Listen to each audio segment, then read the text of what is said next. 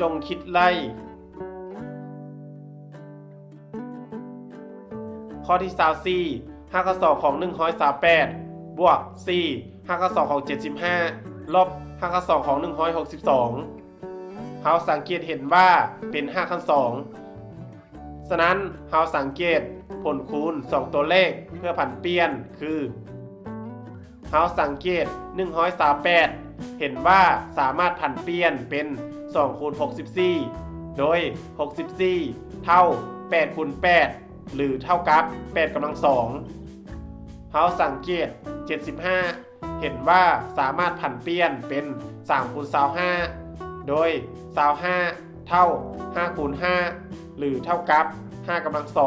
2เราสังเกต162เห็นว่าสามารถผันเปลี่ยนเป็น2คูณ81โดย81เท่า9คูณ9หรือเท่ากับ9กำลัง2ต่อมาเราผันเปลี่ยนตัวนี้เป็น5ข้อ2ของ2คูณ5ข้อ2ของ8กำลัง2โดยอิงตามคุณลักษณะ5คัน n นี้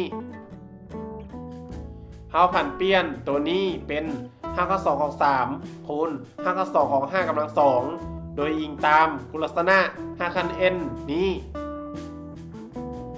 เราผันเปลี่ยนตัวนี้เป็น5ข้อ2ของ2คูณ5ข้อ2ของ9กำลัง2โดยอิงตามคุณลักษณะ5คัน n นี้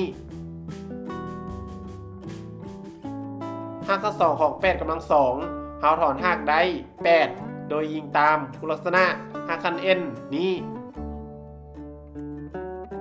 5ข้อ2ของ5กำลัง2เราถอนหากได้5โดยอิงตามคุณลักษณะ5คัน n นี้5ข้อ2ของ9กำลัง2เราถอนหากได้9โดยอิงตามคุณลักษณะ5คัน n นี้5ข้อ2ของ2คูณ8เท่า8 5ข้อ2ของ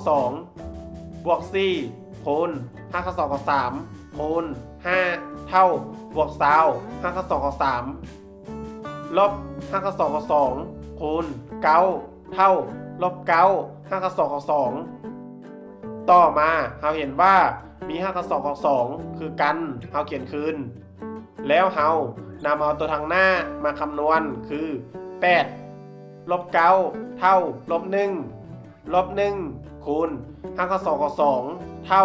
ลบ5ข้อ2ของ2บวก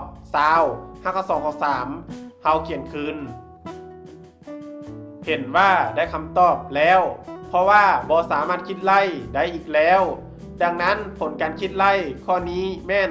20 5ข้อ2ของ3ลบ5ข้อ2ของ2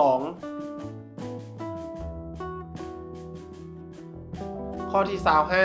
5ข้อ2ของ147ลบ4 5ข้อ2ของ3เราสังเกตเห็นว่าเป็น5ขั้น2ฉะนั้นเราสังเกตผลคูณ2ตัวเลขเพื่อผันเปลี่ยนคือเราสังเกต147เห็นว่าสามารถผันเปลี่ยนเป็น3คูณ49โดย49เท่า7คูณ7หรือเท่ากับ7กำลัง2ต่อมาเราผันเปลี่ยนตัวนี้เป็น5ข้อ2ของ3คูณ5ข้อ2ของ7กำลัง2โดยอิงตามคุณลักษณะ5คัน n นี้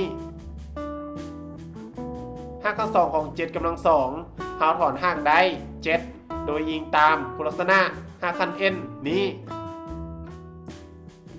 5ข้อ2ของ3คูณ7เท่า7 5ข้อ2ของ3ต่อมาเราเห็นว่ามี5ข้อ2ของ3คือกันเราเขียนคืนแล้วเรานำเอาตัวทางหน้ามาคำนวณคือ7ลบ4เท่า3เห็นว่าได้คำตอบแล้วดังนั้นผลการคิดไล่ข้อนี้แม่น3 5ข้อ2ของ3ถ้าคิดว่าวิดีโอนี้เป็นประโยชน์กรุณากดไลค์ กดแชร์ และกดติดตาม